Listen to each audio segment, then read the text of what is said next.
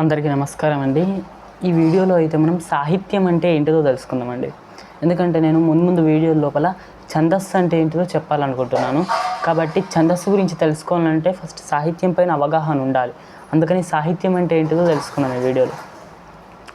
మీరైతే ఈ వీడియో నచ్చినట్టయితే వీడియోని లైక్ చేయండి. మరిన్ని వీడియోస్ కోసం ఛానల్ని సబ్స్క్రైబ్ చేయండి. ఇక లేట్ ఎందుకు టాపిక్లోకి అయితే వెళ్ళిపోదాం. ఇదేనండి ఆ బుక్. అయితే ఈ బుక్లో నేను చదువుకుంటూ మీకు వివరిస్తాను.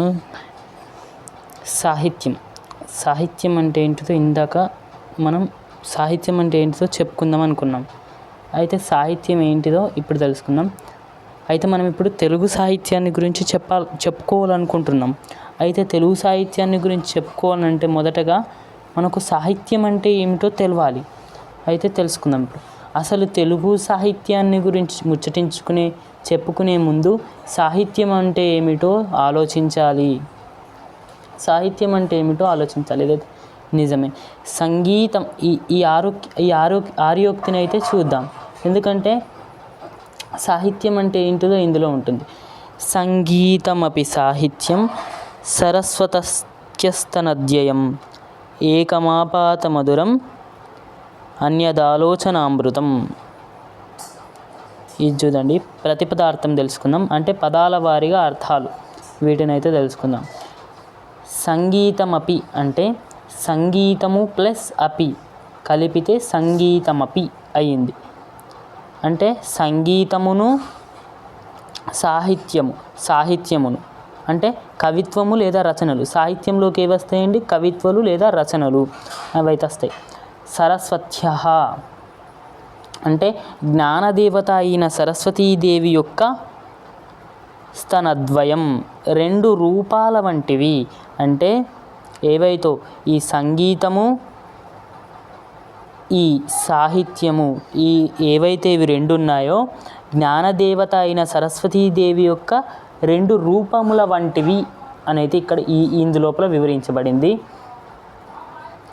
ఏకం అంటే ఆ రెండింటిలో ఒకటైన సంగీతము ఆపాత మధురం వినగానే లేదా తాకగానే వెంటనే ఎంతో మధురముగా అనిపిస్తుంది. నిజమే కదండి. ఏదైనా సంగీతాన్ని మనం విన్నప్పుడు అదొక ప్రశాంతతని ఇస్తుంది.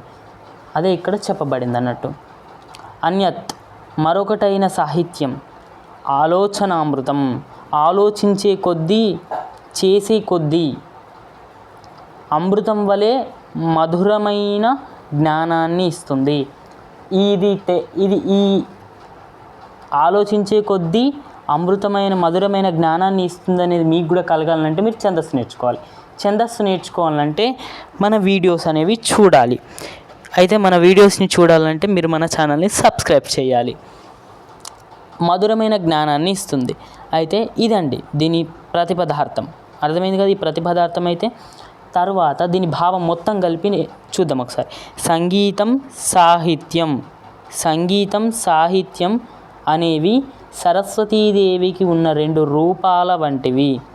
వీటిలో మొదటిదైన సంగీతం విన్న వెంటనే ఎవరికైనా ఎంతో మధురమైన ఆనందాన్ని ఇస్తుంది.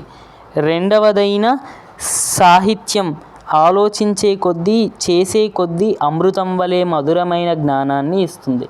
ఇక్కడ మనం పైన అయితే ఏం చెప్పుకున్నామో ఈ కింద కూడా అదే ఉన్నది. అయితే ఈ నెక్స్ట్ పేజ్లో ఇంకోటి ఉంటుందండి. అయితే ఇప్పుడు మనకు సాహిత్యం గురించి అయితే తెలిసిపోయింది. ఇప్పుడు తెలుగు సాహిత్యాన్ని గురించి అయితే తెలుసుకోవాలి. తెలుగు సాహిత్యం అనేది రెండు విధాలుగా విభజించబడుతుంది. అయితే చూద్దాం. ఈ సాహిత్యాన్ని పరిశీలించినప్పుడు ఇది రెండు విధాలుగా గోచరిస్తుంది. అంటే రెండు విధాలుగా విభజించబడుతుంది, లేకపోతే కనిపిస్తుంది అనుకోవచ్చు. దీని అర్థం కనిపిస్తుంది. వీటి మధ్య గల భేదం ఏమిటో పరిశీలిద్దాం. ఇది ఇక్కడ పెట్టాల్సింది కాదు.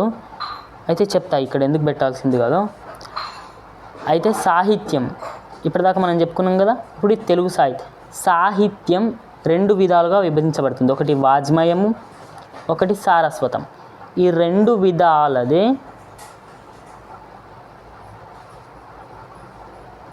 పరిశీలించే వీడియోని పార్ట్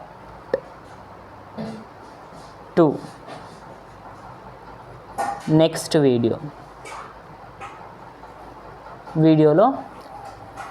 వీడియోలో ఈ రెండింటి మధ్యలో గల భేదం ఏమిటో పరిశీలిద్దామని చెప్పినా కదా. ఇక్కడ ఇది పెట్టాల్సింది కాదని చెప్పినా కదా, అందుకేనండి. ఎందుకంటే ఇది పార్ట్ 1, ఇది పార్ట్ 2లో తెలుసుకుందాం ఇందులో ఏముందో. అంటే ఇవి రెండింటి మధ్యలో ఉన్న భేదం ఏమిటో తెలుసుకుందాం. ఓకే ఫ్రెండ్స్, ఈ వీడియోలో అయితే ఇంతో ఉంది. నెక్స్ట్ వీడియోలో అయితే మనం తెలుసుకుందాం, అంటే పార్ట్ 2 వీడియోలో అయితే మనం తెలుసుకుందాం. ఈ వీడియోలో మాత్రం ఇంతే ఉంది.